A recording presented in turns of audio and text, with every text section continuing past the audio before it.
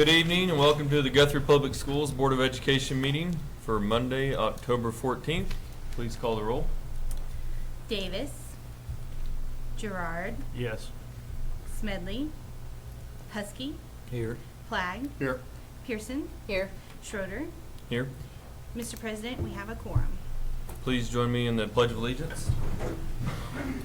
I pledge allegiance to the flag of the United States of America and to the republic for which it stands, one nation under God, indivisible, with liberty and justice for all. As we begin this meeting, let us pause for a moment of silence.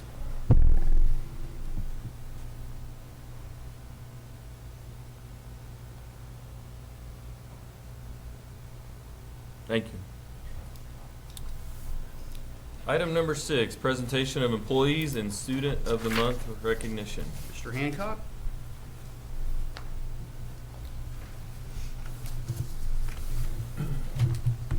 Dr. Simpson, President Schroeder, members of the board.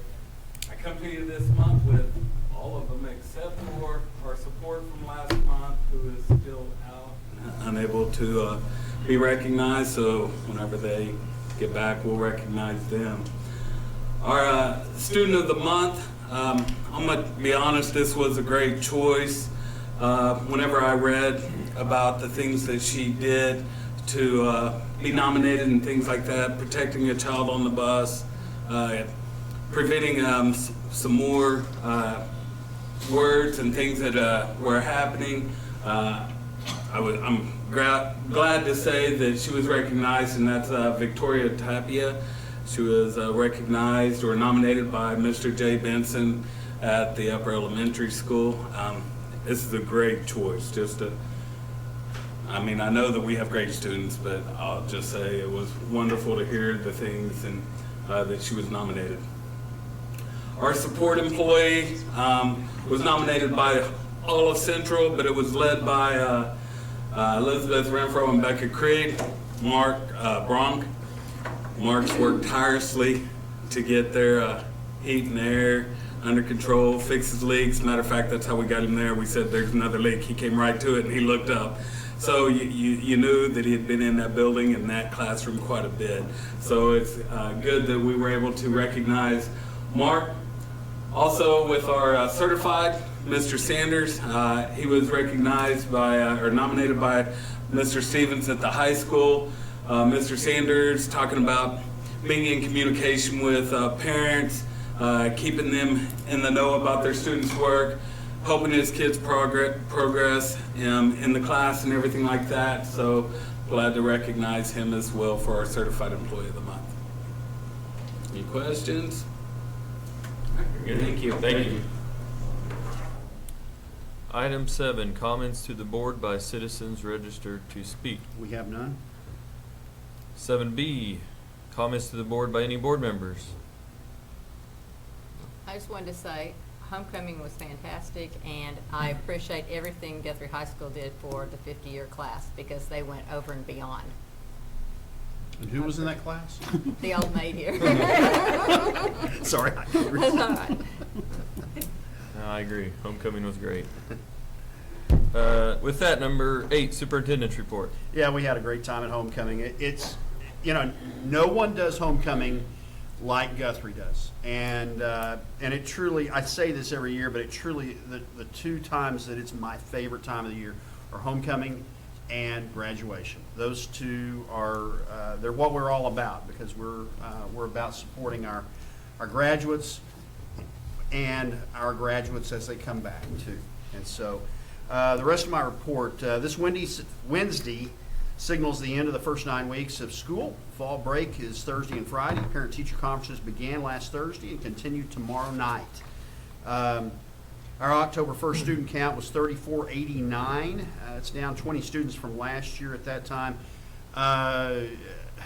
Unfortunately, I think we'll probably recapture those students throughout the year and then some.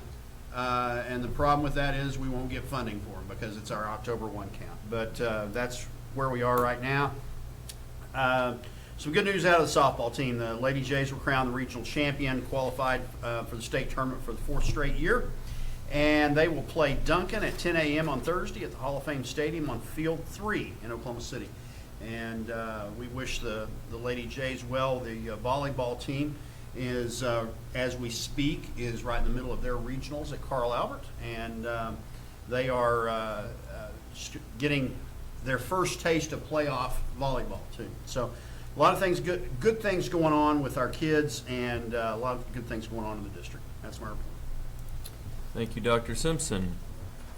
Item 9, Crosslink construction update. Lane? Thank you guys for having me.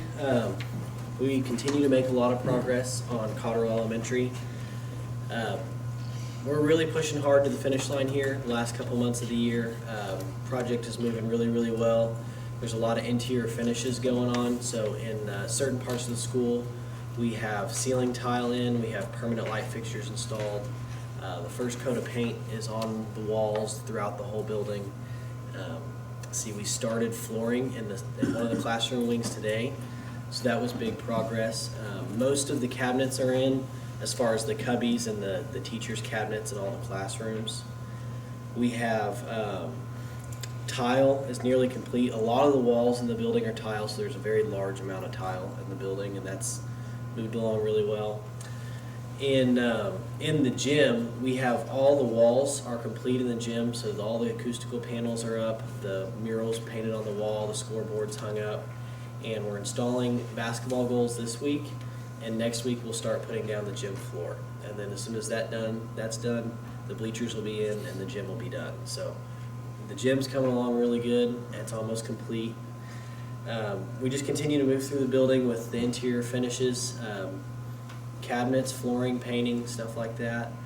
In the kitchen, we installed the big walk-in freezer, so that was a big step this month. And then on the outside of the building, we poured some asphalt paving and some sidewalks around the outside. And we continue with our brick and our EFS, which we hope to be done by the end of the month. So the only bare spots on the outside of the building should be the end of the 2 classroom wings that are going to be expanded as part of the expansion. So that's how we're doing progress-wise. You guys have any questions about just general site progress? I will say this, we have, we've transitioned as well with Lane and the Crossland team to also begin talking about the 4 classrooms at Cotterill to build on. And we're in the process of developing a game plan there, as well as the additional 6 classrooms at Charter Oak. And then we actually started some preliminary discussions with our architect as well about the next part of the bond package, which of the next bond package, which would be the rest of it. So we are moving forward with those discussions and planning. And I think the board also should note, I think I mentioned this in committee meetings, but with our architect, we also had a preliminary discussion with ODOT about the traffic of and how we would modify Highway 33 potentially for the traffic that would be generated by the new elementary school at that site on the east side of town, just west of Bronx. And so ODOT is aware, they were already aware of that, but they are now aware that it really is going to happen now that we have a funding mechanism with the passage of the bond issue. And we developed some preliminary discussion on that. They are going to build that into their plan, where they're working from Highway 105 interchange with Highway 33 all the way to Pine Street. And so they're going to build that in with that as we see all of the traffic that if you ever go into Brahms, Sonic, Loves, anything where you have to cross over Highway 33 in that corridor in the morning, afternoon, night, evening, mid-morning, anytime. It's a challenge, and so it's on their radar screen as well. And so we're working with Crossland, we're working with ODOT to try and be prepared for all that. I know Lane's got some things on the contingency modification that we'll consider here in a little bit in the business agenda as well. Any other questions for Lane? If not, thank you for being here. Okay, agenda item number 10, consent agenda, and we have a couple things to pull. We're going to pull H and vote on it separately, and then J2 will be pulled all together.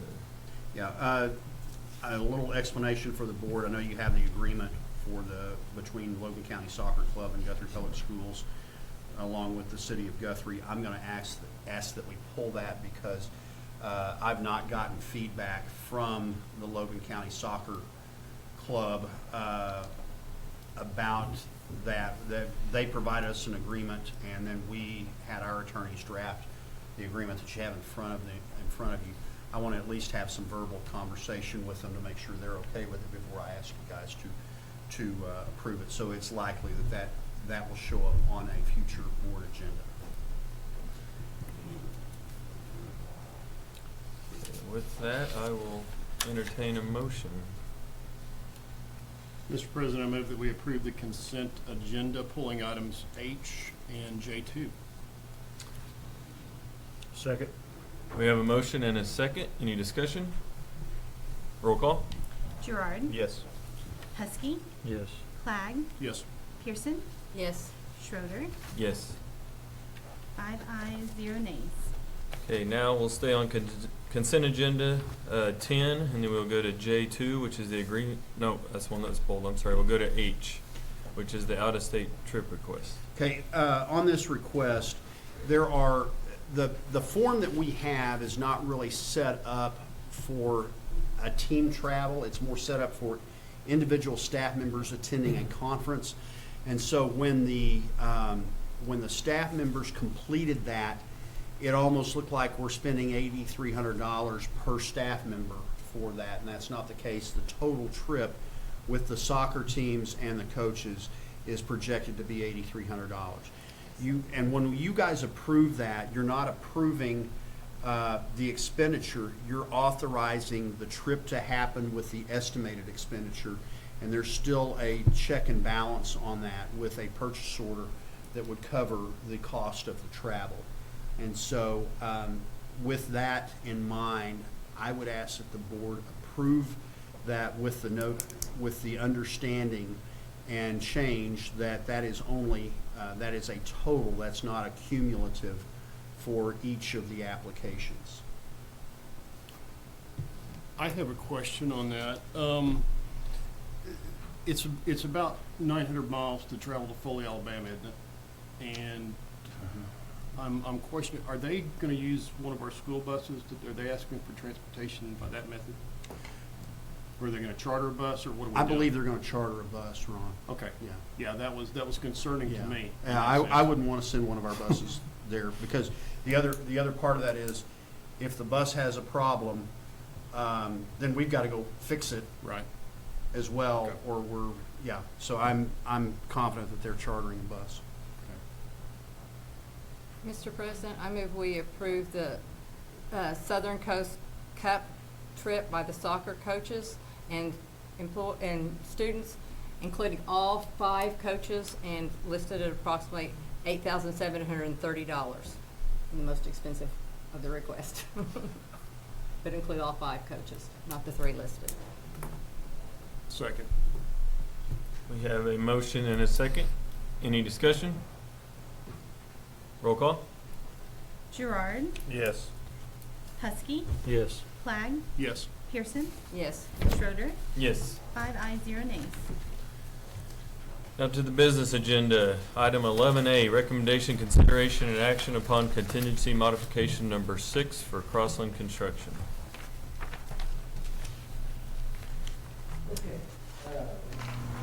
This one is kind of long. There's a lot of little items on here, so I'll try to move through it somewhat quickly.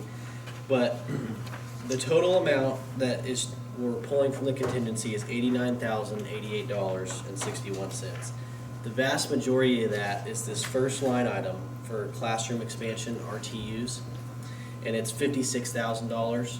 So what we did is, there is a change in the type of Freon that is allowed to be used in rooftop units. It's a regulation change, and so all these manufacturers are having to change the way that they produce this equipment, and it would end up costing more money and extend out lead times. So we got an opportunity to go ahead and purchase the 4 additional rooftop units for the classroom expansion at Cotterill before they made that change. And so that is a benefit in that you'll have the same type of system on all your rooftop units for the whole building instead of having 2 different types of units. And it saved money, and we're gonna get them very quickly. So that was kind of a decision that came up, an opportunity that came up really quick, and we put it forward, and I feel like it was a really good move. So that was $56,000. The other thing I'll say about that line item is when the change order comes to add on the classrooms, you can reimburse that amount through that change order, because this stuff would come from bond. It's qualified for bond money from the new bond because it is going into the classroom expansion. So you're just using some money from the future project, I guess, a little earlier to get these units. That is the main item. The rest of these are somewhat smaller. So we removed a retaining wall that we determined was not necessary on the west side of the property. That was a $7,500 credit. The grades were just more beneficial than we thought they were going to be initially. Line item number 32 is there was just a slight discrepancy in the way that some of the entrances to the hallways were supposed to be designed, so some extra framing had to be installed to make those work. Items 33 and 34 are the same line item. It's just, again, there's a little conflict between some duct was shown to go right through a steel beam, and so they had to change the way that it was routed, so a little bit extra money was added on for that. Line item number 35 is to upgrade studs at some sinks. That's So 34 an hours, right? 34. 30, oh, maybe I've got one wrong. I did 2 at once. I did 33 and 34 That's at the what same was time. pretty much, okay.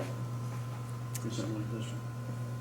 I'm looking at that. Okay, yeah, you're right, Okay. you're right, I'm sorry. So those are the big trough sinks in the student bathrooms, so we put larger studs for those.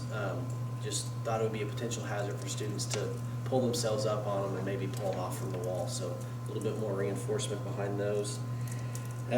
City water line tie-in, that was some work just coordinating with the city to make sure we tied into the public utilities appropriately. Cotterill sign, so the old Cotterill sign on the old building, we're salvaging that and incorporating it into the new building, so that is the cost for that one. This domestic water service, number 38, was also some coordination with the city of Guthrie, getting water lines appropriately tied in, how they need to go. These items 39, that is labeled a little funky, those are both number 39. But we reworked how the storm drainage on the northwest end of the site will work, and it was almost a wash. I think the net is an $850 ad, but it's a concrete structure instead of a pipe structure. I think it'll look better and work better in the future. We added on item number 40 a sidewalk at the detention pond. That's just, there was a little strip of grass between a large detention pond and the building. We just filled it up with concrete. It'd be easier to maintain. Item 41 would change the color of the floor and the grout in the floor in the bathrooms to make it easier to clean and not look disgusting.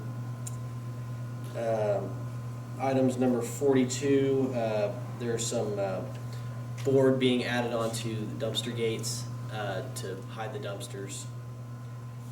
It's a pretty easy one. Item number 43 was adding concrete under the dumpster pad. It's easier to maintain. And then item number 44 were some added concrete drives where utilities had to be installed. So I know that's a lot of items, but those are that's what we have on this one. You guys have any questions about any of those in specific? Any questions for Lane? Thank you, sir.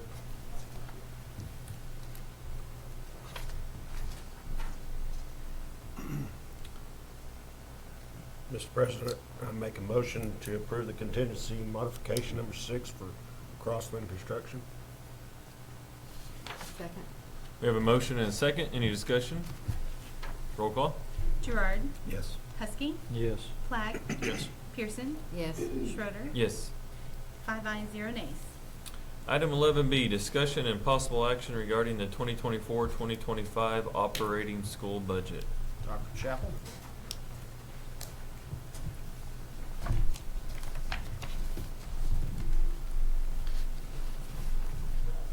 Good evening, Mr. President, board members, Dr. Simpson, and everyone assembled. I am happy to present our 2024-2025 proposed operating budget. You have a copy of the PowerPoint presentation in front of you, and those that are in the room, you can watch it on the screen, although it is very tiny. I apologize, I tried to get it larger, but we'll do what we can do. So I'd like to start first with our budget overview. There are people in the room that weren't here last year, and so I'd just like to explain how the district functions. Our operating budget structure is that we receive our budget, which is considered an estimate of needs for the district on what we will need for funding for the next fiscal year, and that is provided to us by our auditors, S&B Accounting. And then it is approved by the Logan County Excise Board. And once we receive approval back from them, we are able to move forward with our operations. Our funding sources, we do have 4 that we operate with, and that is local dollars, which most of that is comprised of our ad valorem collections, which normally we collect in the range of 90 to 96%. On those revenues. We also receive funds from state aid from the Department of Education. We have federal revenues that we receive, and then county dollars as well, which includes our mortgage taxes and our 4 meals. Our funding purposes and limitations. There are 7 funds for the district. Most people don't realize that, but we do operate from our general fund, which is our operations account. We have our building fund, child nutrition fund, our insurance fund, gifts, our bond fund, and our sinking fund. Now, there's a caveat to that. We have 7 funds, but for the general fund, most importantly, we cannot carry more than 3 months in our fund balance on hand, and that is mandated by the state. And so Guthrie Public Schools operates with maintaining 1.5 or a month and a half in our fund balance at all times. And there is a state limit for carryover as well at the year end, that you cannot carry over more than 14% in your carryover balance. And so we normally operate between 10 and 12% for the district. The analysis for our fund balance carryover, I will go into that in detail as we move forward. But again, I just mentioned that our trend here at Guthrie has been between 10 and 11% since FY21, very consistently. So building and child fund analysis, we will move forward, and I will discuss those as we arrive at those slides. So again, this is our 2024 estimate of needs, which is the budget, which is provided by our auditors, as I just mentioned. And in the first column on page 3 of your slides, you can see that we have our general fund. It lists our current year versus our prior year total budget. And so this year the auditors have estimated $33,021,000 versus our $34,064,000 last year. So that is down $1 million. And as you can see, that is on our miscellaneous revenue estimates. It's down $1.5 million. And that is consistent with our ESSER funds that we will not receive going forward into this new fiscal year. Last year, that dollar amount included $1.4 million for ESSER revenue, and so they have accounted for, we will not receive that going forward. Now, if we looked at our NAV to compare for this ad valorem tax estimate they have estimated. We should be right at around 8.2 million. As you can see here on their line, they have 7.5 million estimated. They're always very conservative, which is a good thing, and they always allot 91% to us of the estimate, and we really normally come in around 95 to 96%, but that is what they have estimated for this year. In our building fund, we started with a carryover of $606,000. Their miscellaneous revenue estimates will be $700,000, and that miscellaneous estimate does comprise of Redbud funds that I will go into later on, but they have been accounted for here, as well as the ad valorem taxes of $1,073,000. Now, if we're looking at our NAV and our 5% for our building fund, that number would be right at about 1.1 million. And again, they're giving us 1,073,000. So again, 91%. We get to our child nutrition fund. We have 2.4 million for the budget versus 2.6 million last year. So that is down $182,000. Now, the carryover is down from $882 last year versus this year, and that's for a very good reason, because the Child Nutrition Fund is just like the general fund, where you can only carry 3 months worth of funds on hand. And so we were over that 3 months allowance, and so that allowed us to buy equipment for child nutrition this past fiscal year to the tune of $125,000. So we were happy with those purchases. Then we have our school age care fund, which remains the same at $75,619. And then our sinking fund, which is our millage levy at the bottom of the screen, is 17.91. They're estimating for this current year, FY25, versus 15.82 last year. So we have increased that by 2%. And we know that the yield they're estimating the 17.91 based on the yield, or the amount of money that we will need to pay our principal and interest on our bonds. So based on our NAV times that 17.91 millage levy, we should be at around $4 million in the sinking fund, and they have estimated 3.9. So again, they're being conservative, but we should be able to cover those.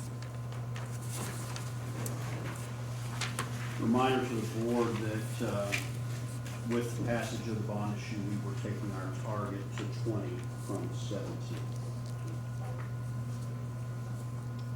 Okay, we're on page 4, and I'd like to just give you a pie chart of our revenue sources that I've already mentioned. And so you can see on the left where we were last year versus 2024, 2025, what we're estimating.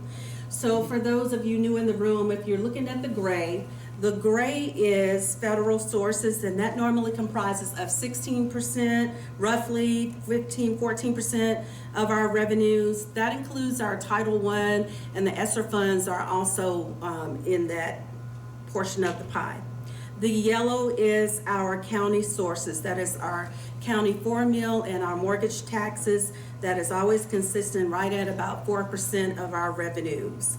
26% in FY24 was our local sources. That's our ad valorem, our rentals of our property, and our interest. And so that was 26% for FY24. And then the biggest pie of our revenue sources is the blue that you can see was 54%, which again is state aid that we receive. That comprises of most of the dedicated state resources, like gross production tax, our motor vehicle collections, school land state aid, textbooks, driver's education, our insurance reimbursement, and then our ACE technology, which is provided to us to allow students for testing and curriculum improvements as well. So for FY25, the pie doesn't shift too much on the screen, other than we will have more local control, as we heard, because our NAV V did increase, and that's a good thing for the district when the net assessed valuation of our property does increase. That gives us more local dollars, and so if there is a shortfall at the state level, we're able to control our budget a little better.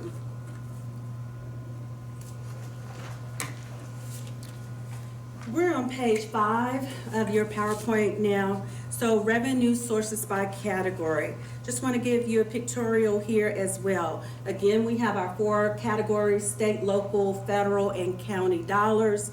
And this is comparing the 3 previous fiscal years. Just a snapshot here. We have starting at, in the gray is 2021, 2022, and 2022, 2023 in the orange, and 2023, 2024 in the blue. So if we're looking at county sources, again, that 4% is always static, as I mentioned. Federal sources, they have fluctuated, as we mentioned, if we have extra funds or not, or whatever the case is for that year. Local sources, they have, they're kind of neck and neck right there, just a little difference there. And then state aid is the largest source, again, on the screen, and that fluctuates. There are many factors that determine what our state aid revenues will be, just like our student count, as we just mentioned, and our NAV, and our chargeables, which I will get to briefly. Let's talk about the budget summary for the general fund.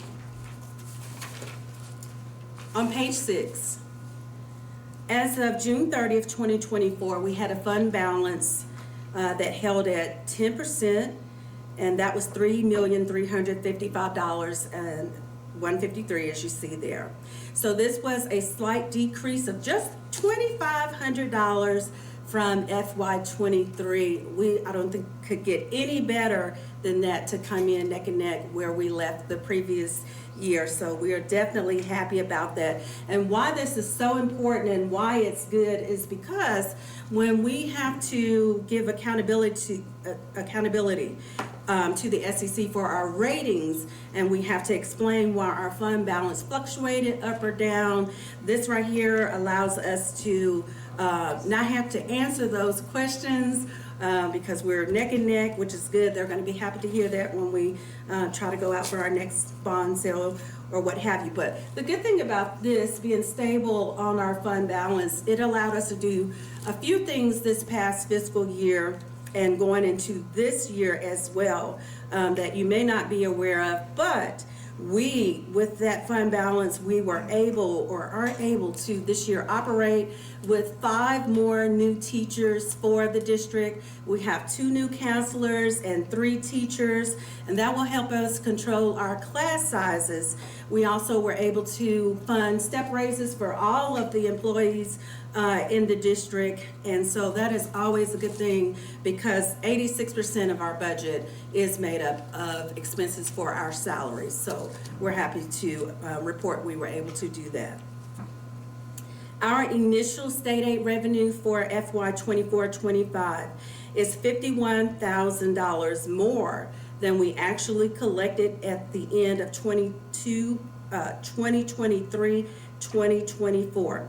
Now this factor is based upon our weighted average daily membership here for the district, and so we know, I reported last year, that the new formula for state aid is they take the highest weighted DM between the last 2 years, and so coming into this fiscal year they used our weighted ADM that we left off at the end of last year. And so when we come into December for our midterm adjustment, that will be based on the numbers that we just received October 1 that you heard Dr. Simpson mention, 3,489 students.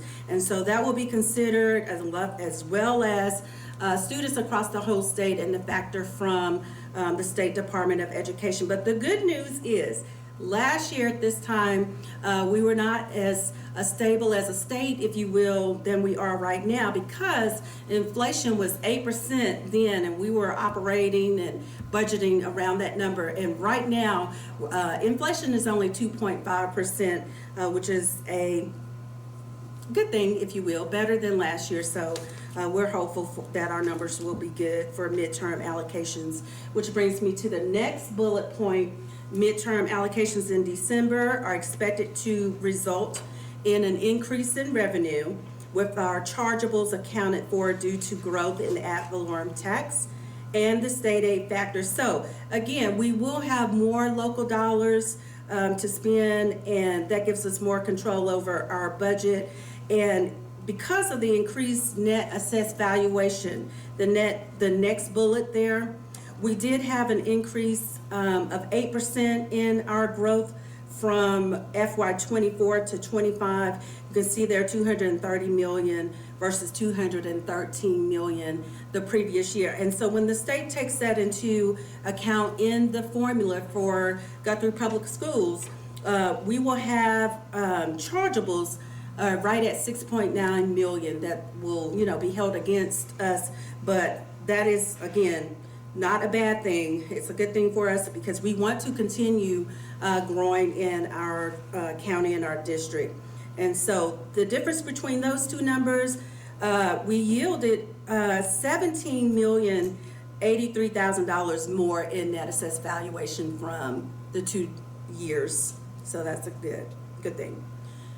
Finally, remaining in our general fund will be our ESSER 3 funds. We've been maintaining our district budget with these funds. The good news is we did not use those for operational expenses, if you will, such as salaries. We used those for one-time projects and expenses so that we would not, when this money ran out, have a shortfall internally. And so with that, we have $447,000 remaining in ESSER 3 that we have budgeted for FY '24-25 to spend, and that is just a few items left on the punch list for projects such as HVAC that we did not finish as of June 30th that we're allowed to carry into this year, and we will have those projects completed as well as some additional technology we will purchase with that $447,000.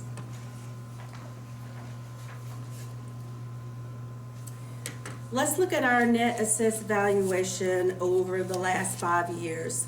So we see there in FY '21, we were at 107 million, and we have just continued to steadily grow each and every year. That was an increase at that time of 6.47%, and then we moved into FY '22, and that was 5.3% growth, 9.10% growth in FY '23. FY '24, we were at 9.13%, and we are at 8% growth this year. So the growth continues in Guthrie, and as Dr. Simpson has mentioned in his presentations out into the community, there are numerous homes that are already platted in our school boundary. And then we learned just the other day at the State of the Counties meeting that Guthrie, Logan County, is the 4th largest county that is receiving growth in the state. So we definitely look forward to continued growth going forward, which helps our bonding capacity as well.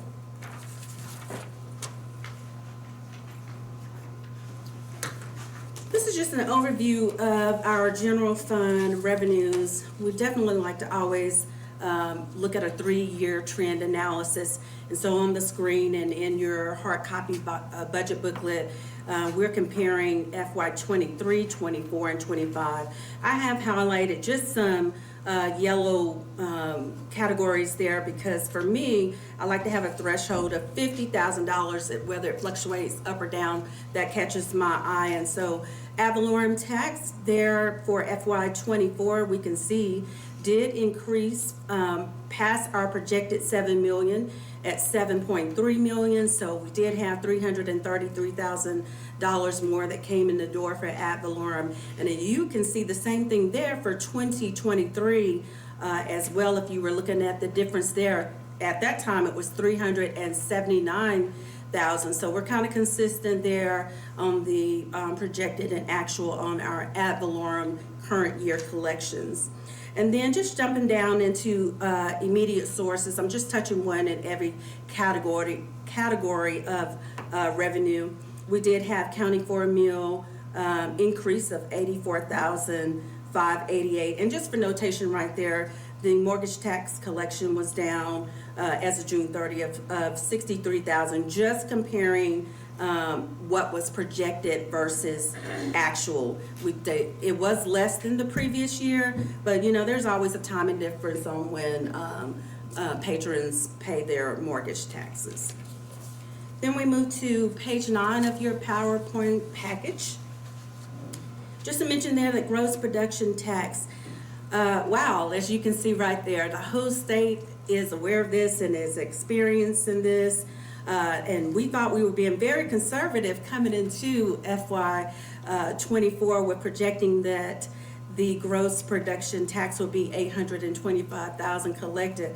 But as you see there, it is only $480,000 actually came through the door. So it was down 42%, and that is the same across the state. And it's still trending down as well. And so for that reason, we are projecting for next year right at around $500,000 for collections on gross production tax.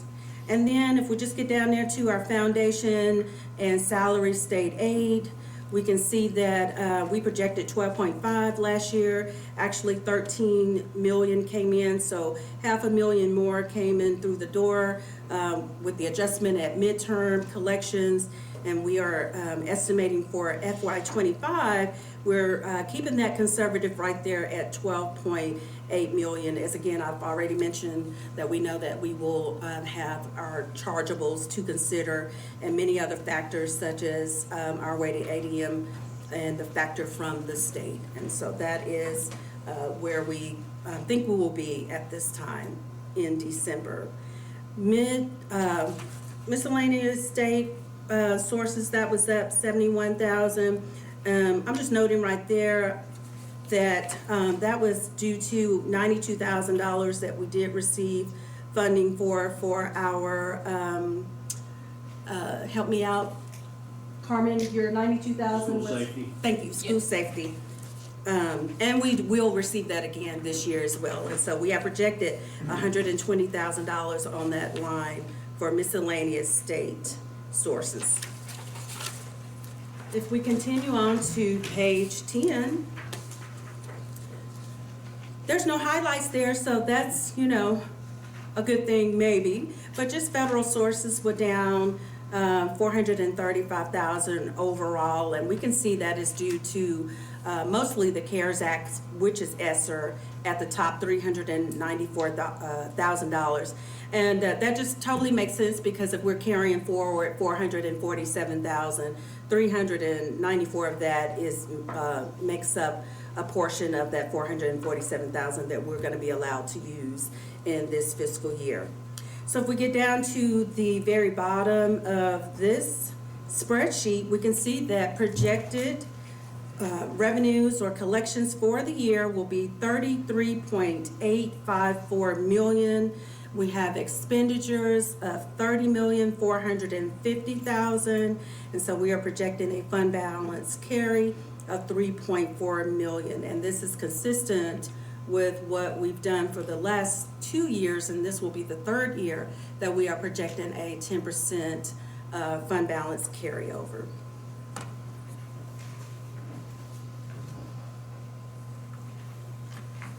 I will note right there before we move forward that 3.4 million may seem like a lot to those that are not handling the budget every day, but just know that this district here operates, it takes about $2.7 to $2.8 million monthly to run the district, and so that 3.4 gives us that month and a half that we try to keep in our coffers in case we need it. Okay. We are on page 11 of your PowerPoint, which is our general fund fixed and discretionary cost. And as you can see there, we have our 2024 actual versus our 2025 projected. We had 28.47 that actually came in the door for, not came in the door, I'm sorry, expended for our fixed cost. And then we are estimating or projecting 28.486 for this fiscal year going forward. So we can see on this page the major difference in percentages is our salaries and benefits. Of course, we are moving from 81% to 83%, and I have already discussed the increases there. And that is 93.55% overall of the expenditures for total fixed costs. That number there, that 93%, is based on the total expenditures of 30 million for the district, not just this section here. So if we continue on to the next page, you can see the entire fixed costs analysis there. And we get right there at the bottom of 30,450,000. And so that is 93% of that at the top for those fixed costs. And then we have discretionary costs here on this slide where the district has roughly 6% that we're allowed to spend that is not fixed costs. And we can see there that in 2024, we actually had 9.87% in discretionary expenses. And again, that 2.5 there, last year that budget was 4.1 coming in. That was for technology, custodial, ESSER falls down in there. And so going forward, we only have 1.4 projected for those departmental costs down there. And that puts us back in line where we normally are when we don't have the additional federal funds from ESSER. And so 31.595 million was expended last year, and we're budgeting for 30,450,000 going forward for FY25. So again, I love graphs, and so I like to show you the fund expenditure analysis, if you will, and this time we're looking at 7 years as opposed to 5. We can see in our general fund, we have gone just up every year in expenditures for very good reasons, due to our growth, due to our staffing increases, due to projects we've done in the district. We can see here for FY23 at 30,463,000. We did increase in FY24 to 31,595,000. And we've talked about what those expenses were. The good news is we were able to purchase in this last fiscal year out of the general fund 2 new buses, if you've seen those around town. The staff did throw up coins to decide who would get the new buses, but I do think transportation was happy about that. So always good to be able to provide new things and new toys. The next slide on page 14. Now this gives us a synopsis of the revenue versus the expenditures for 7 years. And so you can see that revenue is in blue, expenditures are in orange, and we have always been able to fund our expenditures. As you can see here, they're kind of very consistent on the stair step going forward.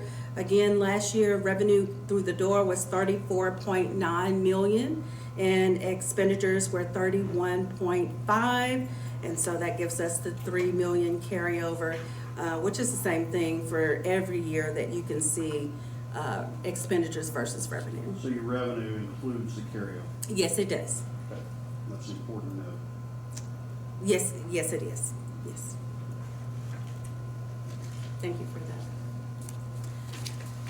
We get to the next page, which is page 15.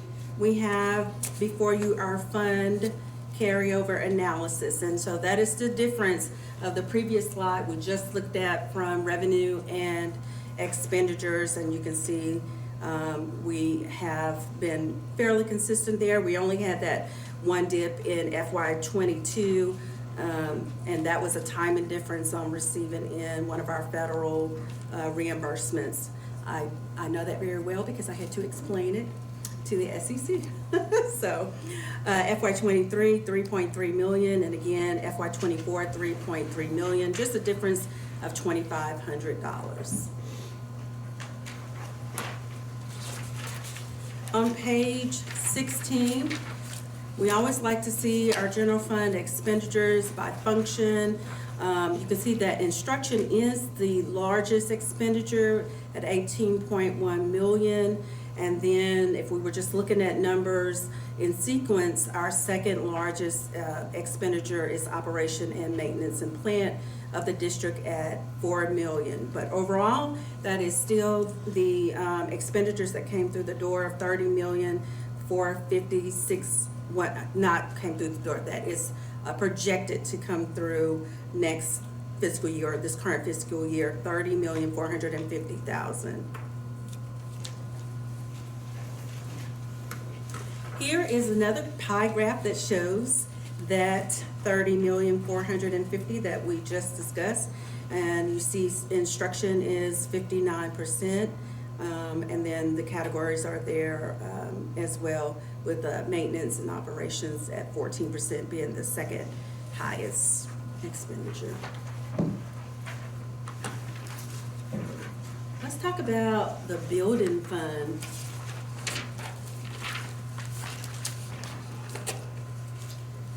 I'm sorry Mr. Thompson is not here. He would be happy to hear this presentation, but building fund summary. So the building fund is an expense that funds all of our repairs throughout the district and our capital expenditures, to include Red Bud funds.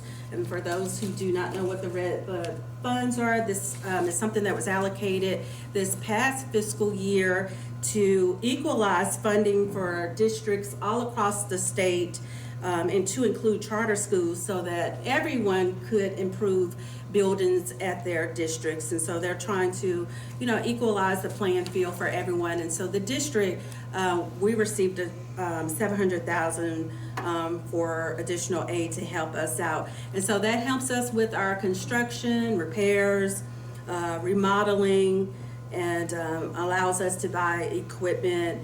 And the building fund is based on the average daily membership as well, plus a quarter of the prior year's counting for a meal.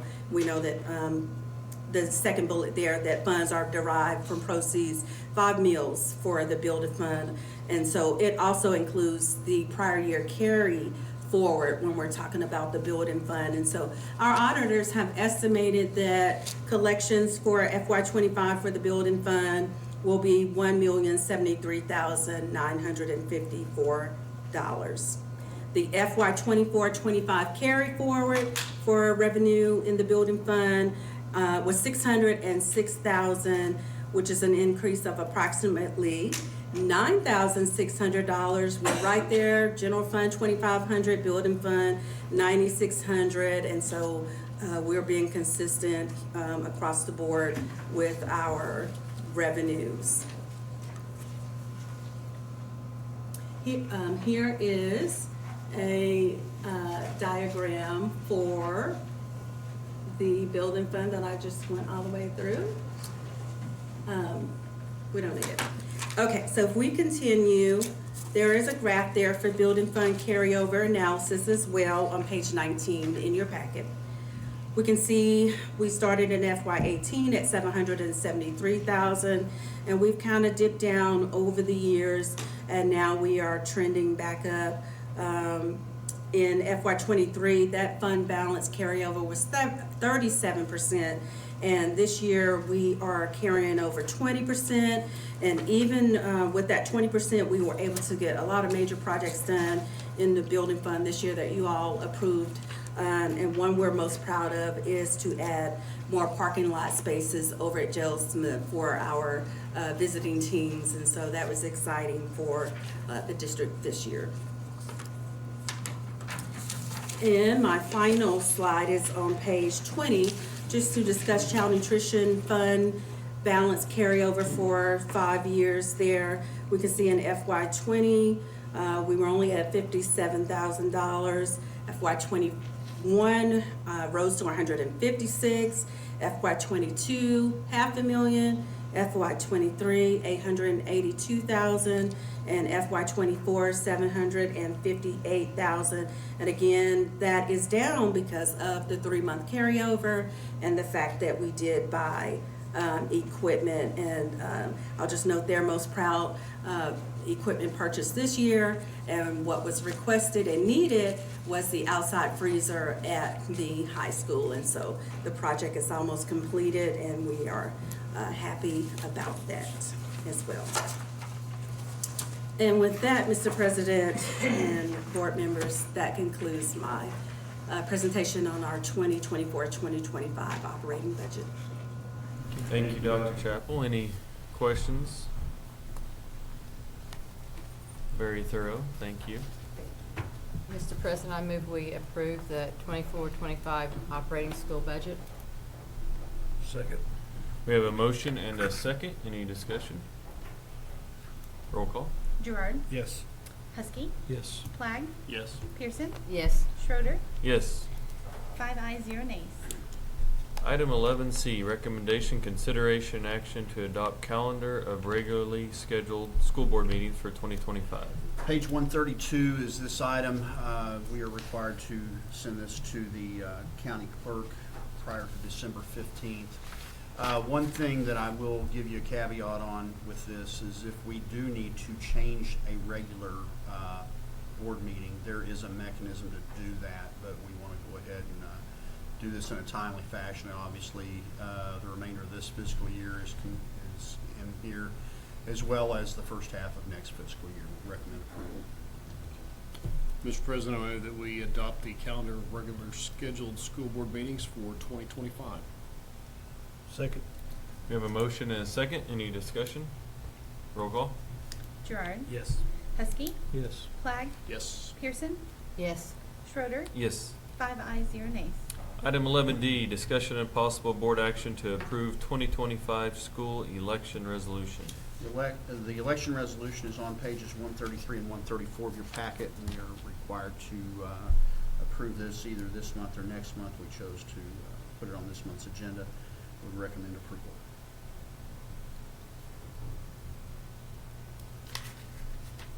Mr. President, I move we approve the 2025 school election resolution.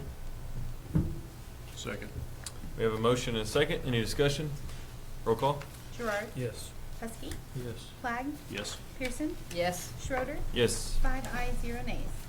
Item 11E, recommendation, consideration, action upon antenna license agreement between Guthrie Public Schools and Springs Christian Radio. It's an item that we had on the agenda last month, and I pulled it because we had not heard from Springs Christian Radio. They have approved it as presented and would recommend approval of the board.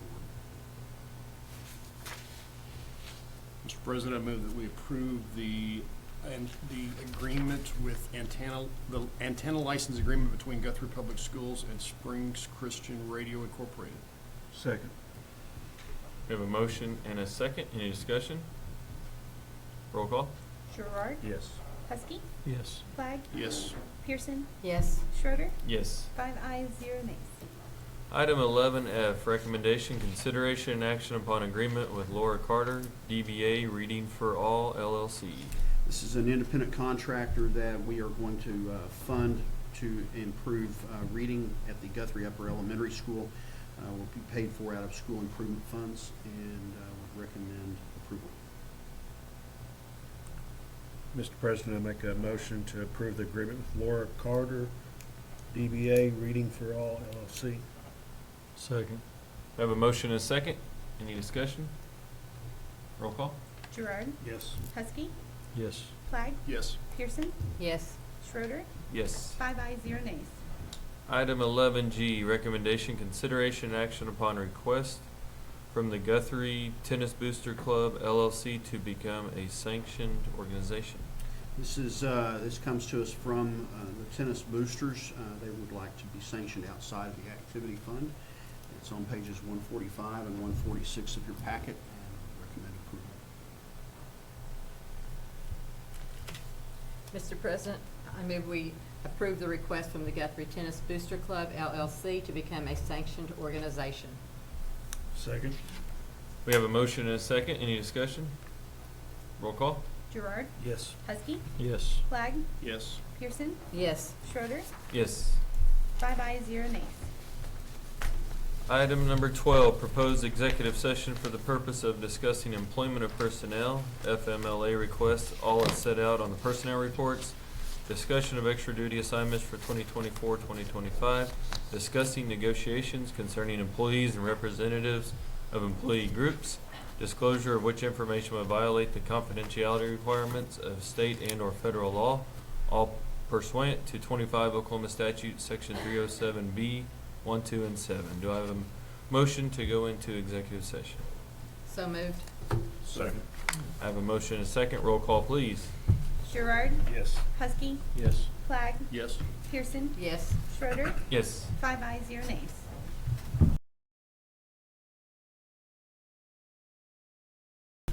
Okay, welcome back. Item 12B, acknowledge board's return to open session.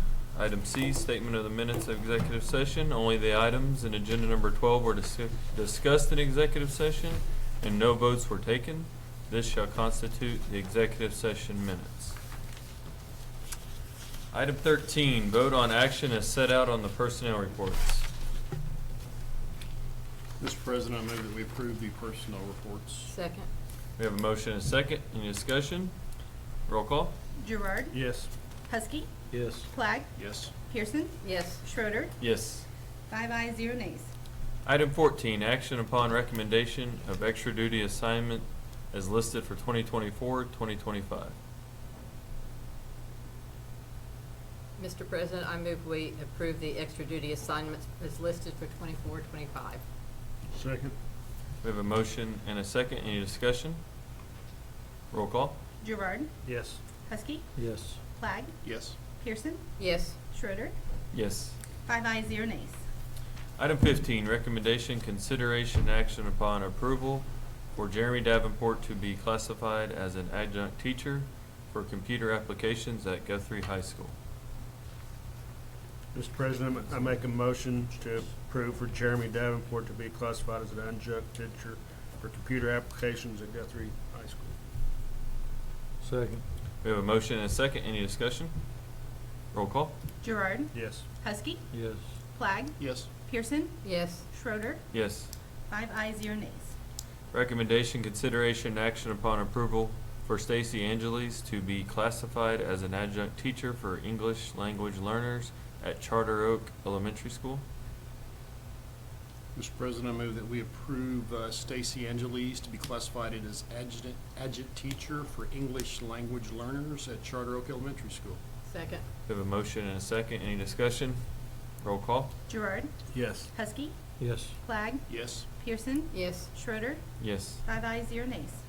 Item 17, memorandum of understanding between Guthrie Public Schools and the Guthrie Association of Classroom Teachers for 2024-2025. Would recommend that the board approve the memorandum of understanding between the district and the GACT as presented. So moved. Second. We have a motion and a second. Any discussion? Roll call? Gerard, Yes. Husky, Yes. Flagg, Yes. Pearson, Yes. Schroeder. Yes. 5 ayes, 0 nays. Item 18, recommendation, consideration, and action to accept any resignations offered since the posting of the agenda. We have none? Item 19, discussion of possible action on new business not known about or could not have been reasonably foreseen at the time of the agenda posting. We have none? Item 20, adjournment. So moved. Second. Motion and a second. Roll call, please. Gerard, Yes. Husky, Yes. Flagg, Yes. Pearson, Yes. Schroeder. Yes. 5 ayes, 0 nays.